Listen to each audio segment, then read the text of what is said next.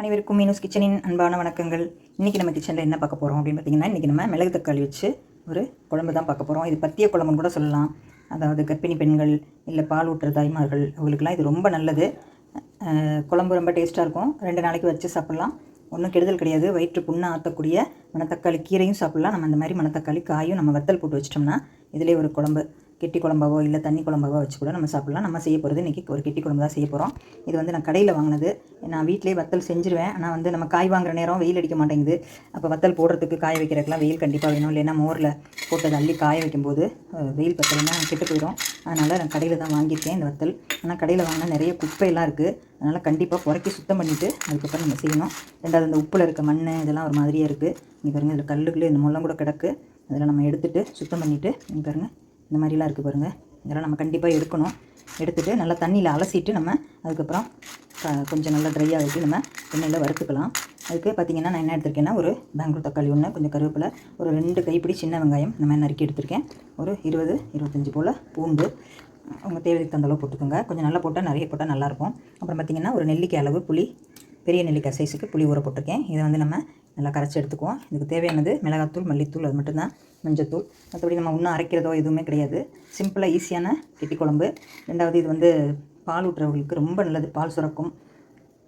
கர்ப்பிணி பெண்கள் அந்த வயிற்று புண்ணெல்லாம் ஆற்றக்கூடியது. சூப்பரான நல்ல மருந்து குழம்பு, பத்திய குழம்புன்னு கூட சொல்லலாம். இது வந்து இப்போ நம்ம எப்படி செய்கிறதுன்னு பார்ப்போம். இதை நல்லா சுத்தம் பண்ணி புறக்கி எடுத்துகிட்டு தண்ணியில் முதல்ல அலசி கழுவி எடுத்துக்குவோம். இப்போ பாருங்கள் ஃப்ரெண்ட்ஸ், இதில் வந்து இத்தனை குப்பை கிடக்கு, தெரியாமல் கல் இந்த மாதிரிலாம் கிடக்கு. கண்டிப்பாக இது வந்து நம்ம வெளியில் வாங்கினா சுத்தம் பண்ணி தான் ஆகணும். சுத்தம் பண்ணாமல் போட்டுறாதீங்க. இப்போ இதை வந்து நல்லா நம்ம அலசி கழுவி எடுத்துக்கலாம். கொஞ்சம் எண்ணெயில் போடும்போது படப்படன்னு வெடிக்க தான் செய்யும். ஏன்னா ஈரம் இருக்கிறதுனால பரவாயில்ல. கொஞ்சம் கழுவி எடுத்துகிட்டு இந்த உப்பு ரொம்ப இருக்கிறதுனால கொஞ்சம் கழுவி எடுத்துடலாம். இப்போ நம்ம அதுக்குள்ளேயும் இந்த புளியையும் கரைச்சி குழம்பு ரெடி பண்ணிக்கலாம். பாருங்கள் ஃப்ரெண்ட்ஸ், நம்ம வந்து இந்த வத்தலை வந்து நல்லா தண்ணி ஊற்றி அலசி கழுவி வச்சு இப்போ நம்ம புளியும் கரைச்சி எடுத்து வச்சுருக்கேன். இப்போ நம்ம தாளிக்கிறத பார்த்துடலாம். பாருங்கள், நான் அடுப்பத்தை வச்சுட்டு கடாய் வச்சு இதில் 3 ஸ்பூன் ஆயில் சேர்த்துருக்கேன். இது வந்து நல்லா பொரிஞ்சதுக்கு அது காஞ்சதுக்கப்புறம் பாருங்கள், 1/2 டீஸ்பூன் கடுகு, 1/2 டீஸ்பூன் உளுந்தம்பருப்பு, ஒரு 10 போல் வெந்தயம் அந்த அளவு எடுத்து வச்சுருக்கேன். ஒரு 1/2 டீஸ்பூன் கடலைப்பருப்பு, ஒரு காஞ்ச மிளகா. இப்போ இதை வந்து நம்ம நல்லா பொரிய விட்டுருவோம். கடலைப்பருப்பையும் சேர்த்துக்குவோம். மிளகாய் மட்டும் அப்புறம் சேர்த்துக்கலாம்.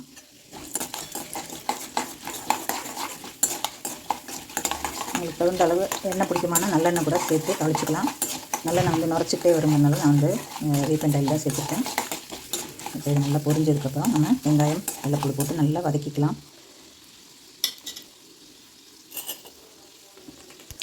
இப்போ நம்ம இது கூட வரமிளகாய் சேர்த்து வச்சு இப்போ ஃபஸ்ட்டு நம்ம வந்து பூண்டை போட்டு நல்லா வதக்கிக்குவோம்.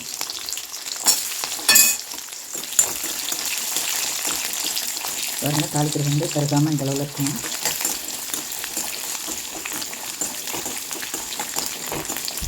காஞ்சி மிளகா பிடிக்குமானா இன்னும் கூட சேர்த்துக்கலாம். நான் 1 தான் போட்டிருக்கேன். நம்ம மிளகாத்தூள் தான் போட போகிறோம். இப்போ இந்த 1 கைப்பிடி 2 கைப்பிடி அளவு சின்ன வெங்காயம் அதெல்லாம் சேர்த்து நல்லா வதக்கிக்கலாம். நல்லா கண்ணாடி பக்கம் வரைக்கும். அப்புறம் நம்ம கறிவேப்பிலை சேர்த்துக்கலாம்.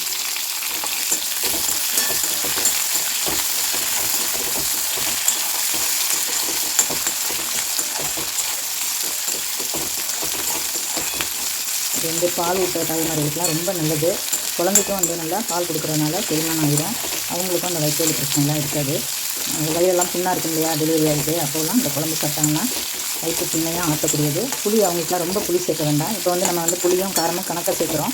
அவங்களுக்கு கொஞ்சம் புளி கம்மியாக போட்டு கொடுத்தா அவங்களுக்கு நல்லது. ஆனால் புளி சேர்த்தா தான் கொஞ்சம் பால் நல்லா ஊறும்னு சொல்லுவாங்க. புளி குழம்புக்கு பால் நல்லா ஊறும். இப்போ நம்மளோட வெங்காயம் நல்லா கண்ணாடி பழுத்துக்கு வந்துச்சு. நம்ம தக்காளி சேர்த்துக்கலாம். இப்போ நல்லா வதக்கிக்கலாம். இந்த பூண்டு எடுத்து சாப்பிட்டாலே அவ்வளோ நல்லது செரிமானத்துக்கு. இந்த பூண்டு நிறைய போட்டால் நல்லாயிருக்கும். நல்லா வதங்கட்டும். இப்போ தக்காளி வெங்காயம் எல்லாம் நல்லா மறந்துடுச்சு. இப்போ நம்ம வந்து குழம்புக்கு தேவையான மஞ்சள் தூள் சேர்த்துக்கோம். 1 ஸ்பூனில் 1/2 ஸ்பூன் சேர்த்துருக்கேன்.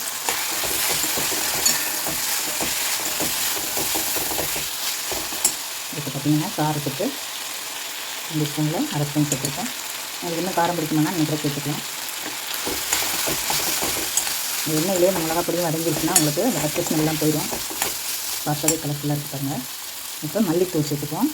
மல்லித்தூளும் 2 ஸ்பூன் சேர்த்துக்குவோம். இதெல்லாம் நல்லா கலந்து விட்டு வச்சு இப்போ நம்ம புளி கரைச்சி எடுத்து வச்சுருக்கேன். அதை நம்ம இதில் சேர்த்து கொதிக்க விட்டுலாம். ஒரு 1.5 டம்ளர் ஊற்றி நல்லா கரைச்சி எடுத்து வச்சுருக்கேன் வடிகட்டி. இப்போ இதை வந்து நம்ம நல்லா கொதிக்க விட்டுருவோம். இப்போ பாருங்கள் ஃப்ரெண்ட்ஸ், இந்த பக்கம் நம்மளோட குழம்பு வந்து நல்லா கொதிச்சிட்ருக்கு. இப்போ நம்ம உப்பு சேர்க்கலை, உப்பு சேர்க்கணும். இப்போ நம்ம மிளகு தக்காளியை வறுத்துக்கலாம் வத்தலை. இப்போ நான் அதுக்கு வந்து மறுபடியும் இன்னொரு கடாய் வச்சுட்டு இதில் 1 ஸ்பூன் ஆயில் சேர்த்துருக்கேன். இதை வந்து இப்போ நம்ம போட்டுக்குவோம். நான் படப்படான்னு வெடிக்கும் உடனே ஒரு மூடி போட்டு மூடி வச்சுட்டா நல்லது, ஏன்னா பட்டுன்னு வெடிச்சு விழுகும். நம்ம அதில் தனியாக வறுத்துட்டு தான் நம்ம அதில் போட போகிறோம். இது வறுத்தோன்னா நல்லா வறுபடும்போதே நல்லா ஃபுல்லாக நல்லா மிக்ஸ்னு உப்பி வந்துடும். நம்ம காய் இருந்தால் எப்படி உப்பெல்லாம் இருக்குமோ அந்த மாதிரி உப்பி வரும். தண்ணியாக இருக்கிறதுனால கொஞ்சம் வெடிக்குது. சூப்பரான தேன் மாதிரி இருக்கும் குழம்பு. தேன் குழம்பு, பத்திய குழம்பு, வயிற்றுப்புண்ணை ஆற்றக்கூடிய மருந்து குழம்பு என்னென்னு குளிக்கலாம். செம்ம டேஸ்ட்டாக இருக்கும். இந்த மாதிரி சிம்பிளாக ஒரு தடவை செஞ்சு பாருங்கள். நல்லா பொரிஞ்சிட்டு நம்ம எடுத்துக்கலாம். ஓரளவுக்கு நல்லா பொரிஞ்சு வரணும்.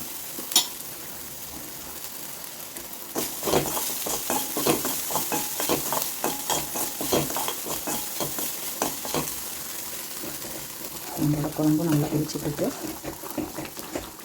ரொம்ப வத்தலை வேணாலும் உங்களுக்கு வற்ற வச்சுக்கலாம். இல்லை இந்த மாதிரி தண்ணி பரமாக இருந்தாலே நல்லதுன்னு நினச்சிங்கன்னா அப்படியே கூட ஆக்கிக்கலாம். இப்போ நம்ம தேவையான அளவு உப்பு சேர்த்துக்குவோம். சேர்த்து வச்சு நல்லா கலந்து விட்டுருவோம்.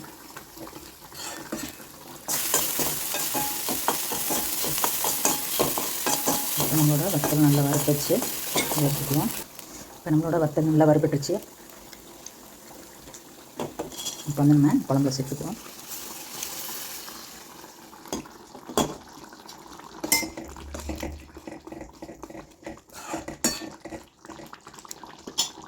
பாருங்கள் ஃப்ரெண்ட்ஸ், என்னோட வத்த குழம்பு சூப்பராக பத்திய குழம்பு, மணத்தக்காளி வத்தல் குழம்பு அருமையாக ரெடி ஆகிடுச்சு.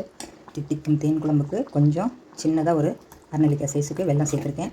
இதில் லேசாக இனிப்பு, புளிப்பு, காரம் இதோட ரொம்ப நல்லாயிருக்கும். இப்போ நம்ம லேசாக கொதி வந்தோடனே இறக்கிட்டு வேறு பாத்திரத்தில் மாற்றிக்கலாம். ஃப்ரெண்ட்ஸ், சூப்பரான நம்மளோட தித்திக்கும் தேன் குழம்பு, பத்திய குழம்பு அருமையாக ரெடி ஆகிடுச்சு. வயிற்றுப்புண்ணை ஆற்றக்கூடிய மணத்தக்காளி வத்தல் குழம்பு. இந்த பூண்டு எடுத்து சாப்பிட்டாலே தாய்மார்களுக்கு நல்ல பால் ஊறும். மணத்தக்காளியும் உங்களுக்கே தெரியும் வயிற்றுப்புண்ணை ஆற்றக்கூடியது. சூப்பராக நம்மளோட குழம்பு ரெடி ஆகிடுச்சு. இது மாதிரி நீங்கள் செஞ்சு பாருங்கள். இதுக்கு வந்து பருப்பு போட்டு சாதாரணமாக சைடிஷ் வந்து ஒரு கூட்டு அந்த மாதிரி வச்சுக்கலாம். இல்லை கேரட் துவட்டல் அந்த மாதிரி செஞ்சுக்கலாம். பருப்பு துவையல் கூட வச்சுக்கலாம். நான் வந்து இன்றைக்கி பாசி பருப்பு இந்த மாதிரி நல்லா வறுத்துட்டு அது கூட ஒரு 2 சில்லு தேங்காய் வச்சு, ஒரு பூண்டு, ஒரு மிளகாய் இதெல்லாம் வச்சு நல்லா இந்த மாதிரி சிவக்க வறுத்துட்டு ஒரு துவையல் வச்சா இந்த குழம்புக்கு சூப்பராக இருக்கும். சைடிஷ்ஷு அப்பளம், வத்தல் எது வேணாலும் வறுத்து சாப்பிட்டுக்கலாம். ஓகே ஃப்ரெண்ட்ஸ், நீங்களும் இந்த மாதிரி செஞ்சு பார்த்துட்டு உங்கள் கமெண்ட்ஸை சொல்லுங்கள். இந்த வீடியோ பிடிச்சிருந்தா லைக் பண்ணி, ஷேர் பண்ணி, கமெண்ட்ஸ் பண்ணுங்கள். சப்ஸ்கிரைப் பண்ணுங்கள் ஃப்ரெண்ட்ஸ். அனைவருக்கும் நன்றி. இப்போ நம்மளோட பத்திய குழம்பும் பருப்பு துவையலும் சூப்பராக ரெடி ஆகிடுச்சு பாருங்கள். நீங்களும் இந்த மாதிரி செஞ்சு பார்த்துட்டு உங்கள் கமெண்ட்ஸை சொல்லுங்கள். வீடியோ பிடிச்சிருந்தா அவசியம் சப்ஸ்கிரைப் பண்ணுங்கள் ஃப்ரெண்ட்ஸ். உங்கள் ஃப்ரெண்ட்ஸுகளுக்கும் இதை வந்து ஷேர் பண்ணி விடுங்க. ஓகே ஃப்ரெண்ட்ஸ், அனைவருக்கும் நன்றி.